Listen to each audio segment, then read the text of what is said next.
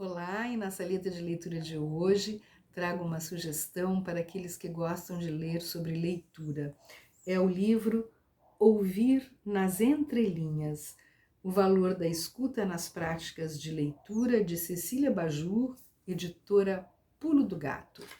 São 4 palestras sobre leitura realizadas pela autora do livro, todas elas com ideias muitas vezes complementares e muito interessantes. O ouvir nas entrelinhas, essa expressão, né, parte de uma reflexão que ela faz a partir de um trecho de Roland Barthes, no livro Escrever a Leitura, quando ele diz assim: nunca lhe aconteceu estar lendo um texto e de repente parar e levantar a cabeça, não por desinteresse, mas ao contrário, porque aquilo lhe trouxe ideias, lhe despertou associações. Numa palavra, nunca lhe aconteceu ler e levantar a cabeça? E mais adiante, Barthes diz que se levantar a cabeça pode ser visto como um modo de desrespeito ao texto, também pode ser visto como uma forma de estar apaixonado pelo texto e de voltar ao texto para se nutrir do texto. E então diz a autora da palestra: aparece ali a ideia do leitor como autor irreverente do texto que lê. Texto que dispersa e, ao mesmo tempo, canaliza as associações e ideias em regras, em padrões, que vem de longe na história do mundo das narrações e na nossa própria história como leitores, escritores, pensadores, ouvintes e falantes. Quando ela fala em escutar nas entrelinhas, ela está falando em ouvir, realmente ouvir aqueles que estão lendo junto com o mediador. E por isso ela fala numa coisa muito importante, que é a leitura compartilhada. E diz o seguinte: enfatizo a palavra compartilhada ao falar da leitura, porque a reflexão de Barthes sobre quem lê levantando a cabeça pode remeter à representação propagada em um tanto romântica do leitor solitário. E ela vai então propor uma leitura compartilhada, onde o que cada um disser vai enriquecer a leitura dos outros. E ela diz assim, que de acordo com Adam Chambert, o ato de leitura consiste em grande medida na conversa sobre os livros que lemos. Então,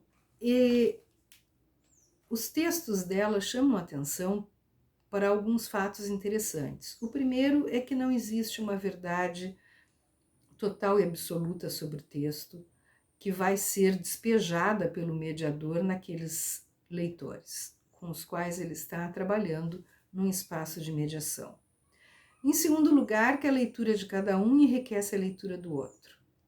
Em terceiro lugar, que o mediador tem que estar predisposto a escutar e não apenas a ouvir, quer dizer, escutar com atenção, dar voz, o que não significa que ele não deva se pronunciar como mediador que ele é, ou seja, trazer como resposta a todas as opções que estão sendo dadas a materialidade do texto. O que é isto?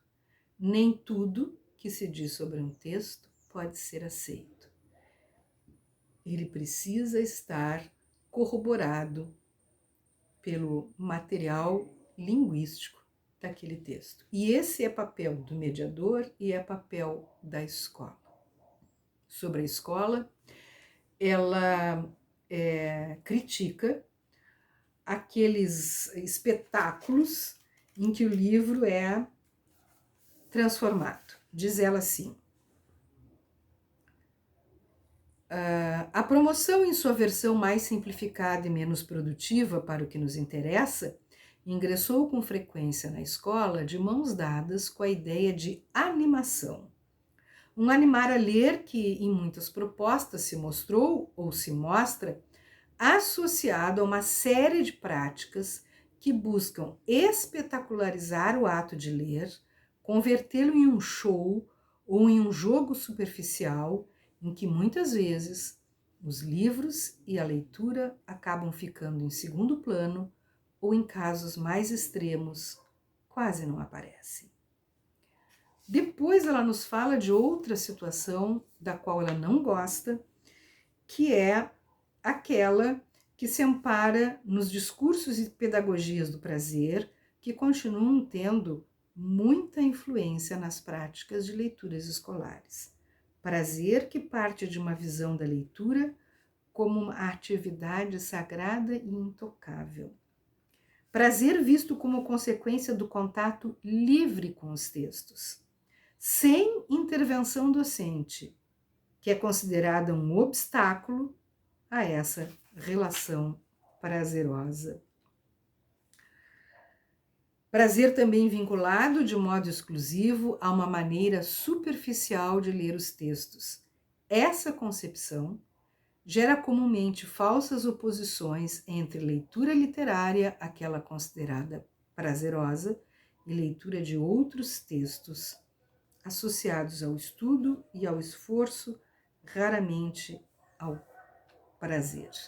E na mesma linha, ela critica a concepção de que leitura prazerosa é aquela em que se toma contato com textos leves, em posição de almofada, na qual os leitores são perpassados pela experiência literária de forma romântica e mágica, e na qual qualquer intervenção do mediador é vista como uma intrusão do didático sobre a relação livre que todo leitor deveria ter com os textos. Então, o que temos aqui? A importância do mediador de ir para a mediação desarmado, se colocando numa posição de escuta do que vai sair dali. A importância de pegarmos a fala dos outros leitores e de irmos juntando essas falas e trazendo outros sentidos que nós não tínhamos visto no texto. A importância da escolha dos textos a serem lidos. Diz a autora num determinado momento que a escolha de um texto também é ler. Escolher um texto é ler. Depois também a importância em entender o como do texto literário, porque muitas vezes na escola as pessoas se detêm no estudo dos temas, no estudo das ideias, né? E os textos servem, por exemplo, para discutir questões ideológicas, questões sociológicas, questões educacionais, mas o texto, enquanto objeto estético, enquanto obra literária, é relegado ao segundo plano. E o que torna ele um texto interessante, um texto esteticamente bom, não é o tema sobre o qual ele está falando, mas o modo como ele apresentou esse tema. E isso é literário. E também recrimina todas as espetacularizações feitas em torno do texto, como se elas fossem aquilo que daria conta da leitura. Até podem existir como decorrência, mas mediar a leitura é mediar a compreensão do texto. É um livro muito bom que eu recomendo a quem gosta de ler sobre leitura, mas principalmente a professores e coordenadores. Boa leitura!